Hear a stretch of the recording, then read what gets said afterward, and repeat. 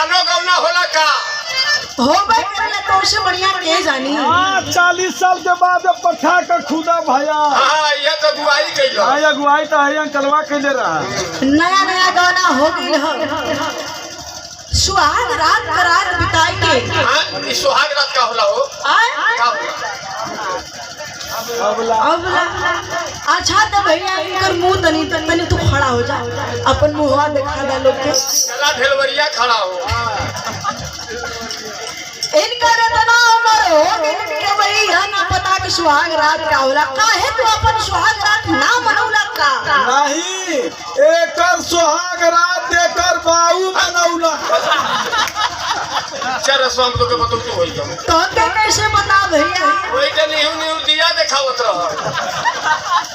अच्छा जाए तो लोग अपन सोच के मत रो हम। हां तू अबे वो चक्कर में अरे क्या बात है।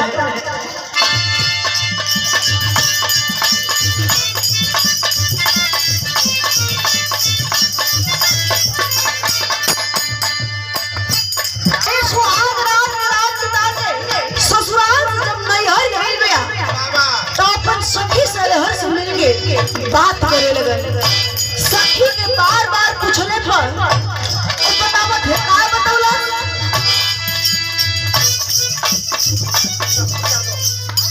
झारत जब पवन सैया जी लागत कौन सैया जी।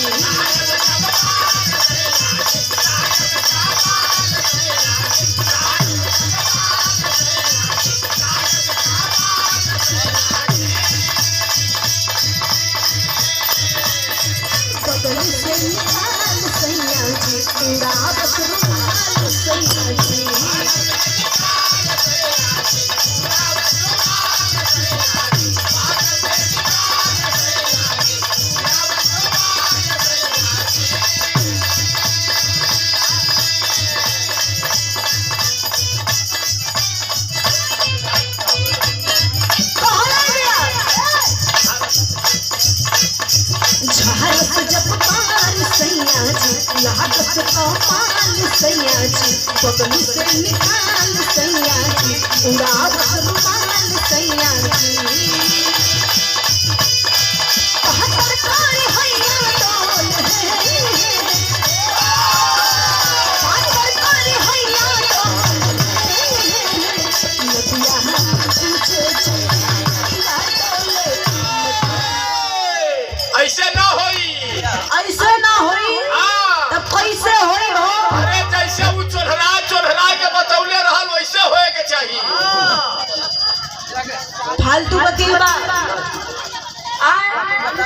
छोड़ा जाए दा। अरे नहीं हो सबका मन हो केकर मन हो कान तो हो जाए भैया हो जाए। काट काट